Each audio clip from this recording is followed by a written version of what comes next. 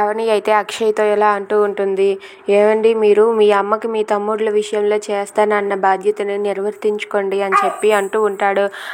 అది విని అక్కడ ఉన్న అక్షయ్ అయితే ఏంటి ఏమంటున్నావంటే, అవునండి మీ తమ్ముళ్ళకి మీరు న్యాయం చేయండి అని చెప్పి అంటూ ఉంటుంది. అది వినగానే అక్కడ ఉన్న అక్షయ్ అయితే ఇప్పుడు నేనేం చేయాలి చెప్పు అవని అని చెప్పి అంటూ ఉంటాడు. అది వినగానే అక్కడ ఉన్న అవని అయితే మీకు మీ ఇద్దరు తమ్ముళ్ళకు అలాగే ప్రణతి వాళ్ళందరికీ కూడా మీ చెల్లెళ్ళిద్దరికీ మీ తమ్ముళ్ళిద్దరికీ మీకు మీ అందరికీ కూడా ఆస్తి మొత్తం సమానంగా వచ్చేటట్లుగా పత్రాలు రాయించండి అని చెప్పి అంటూ ఉంటుంది. అది వినగానే అక్కడ ఉన్న అక్షయ్ అయితే సరే సరే అయితే నువ్వు చెప్పినట్లుగానే నేను చేస్తాను సరేనా అని చెప్పి అంటూ ఉంటాడు. అది వినగానే అక్కడ ఉన్న అవని అయితే చాలా సంతోషిస్తూ ఉంటుంది.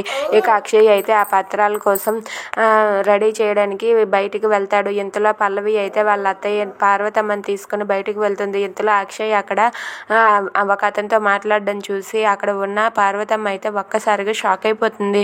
ఏంటి అక్షయ్ అతనితో మాట్లాడుతున్నాడు, అతను అక్షయ్కి ఏమైనా నిజం చెప్పేశాడా, అక్షయ్కి నిజంగానే నిజం తెలిసి ఇలా ప్రవర్తిస్తున్నాడా అని చెప్పి పార్వతమ్మ అయితే ఒక్కసారిగా షాక్ అయ్యి అలా ఉండిపోతుంది. ఇక ఇదంతా చూసి పల్లవి చాలా సంతోషిస్తుంది. ఇదంతా కూడా పల్లవి కావాలనే ఇదంతా చేసి నటిస్తూ వాళ్ళ అత్తయ్యని అక్కడికి తీసుకువస్తుంది. ఇంతలో అక్షయ్ అతనితో అలా మాట్లాడుతూ ఉంటాడు.